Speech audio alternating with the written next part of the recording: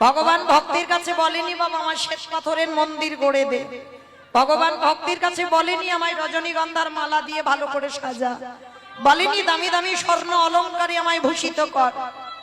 ভগবান ভক্তির কাছে কি চাই দেখো। নবদ্বীপের মাটিতে আমার নিমাই প্রতিদিন বাজারে যেত, প্রতিদিন।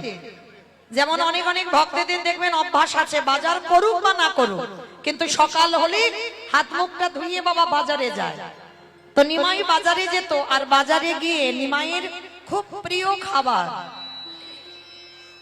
সবজি বাজারে গিয়ে বাবা ওই থোর, কচু, কলা, মোচা, ডুমুর, এগুলো আমার নিমাইয়ের খুব প্রিয়।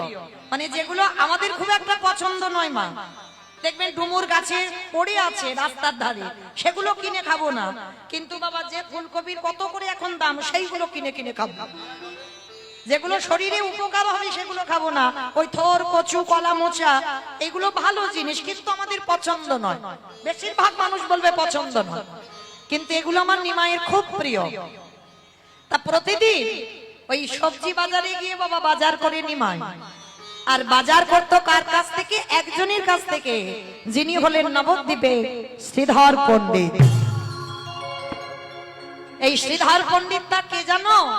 বৃন্দাবনে ভগবান কৃষ্ণচন্দ্রের 24 জন বন্ধু, 24 জন বন্ধুর মধ্যে একজন বন্ধু ছিল যার নাম হচ্ছে মধুমঙ্গল। এই মধুমঙ্গল হচ্ছে নবদ্বীপের মাটিতে শ্রীধর পণ্ডিত। তা শ্রীধর বড় গরিব মা, বড় কাঙাল। মানে এতটাই গরিব, মানে সবজি যে বিক্রি করবে বাবা তার তো কিছু পুঁজি দরকার, বাজার থেকে কিনতে হবে, তবে একটু লাভে বাজারে বসে বিক্রি করবে। তার শ্রীধর যে বাজার থেকে সবজি কিনবে সেই অর্থটা তারও নেই। তো কি করতো জানো? ওই রাস্তাঘাটে ওই থোর, কচু, কলা, মোচা এইগুলো তো আর পুঁজি লাগে না, এইগুলো তুলে তুলে বাজারে একটা জায়গায় বসে থাকতো। আর আমার নিমাই প্রতিদিন ওই শ্রীধরের কাছ থেকে বাজার করত। তা মাসের পর মাস বাজার করছে। একদিন শ্রীধর প্রশ্ন করেছিল, নিমাই তুমি তো রোজ রোজ আমার কাছ থেকে বাজার করে নিয়ে যাও, ও নিমাই আমায় পয়সা দেবে না?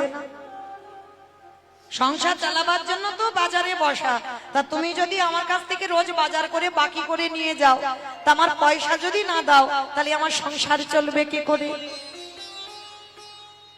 ভগবান মনে মনে হেসে উঠল, হায় রে, কার কাছে কে পয়সা চাইছে?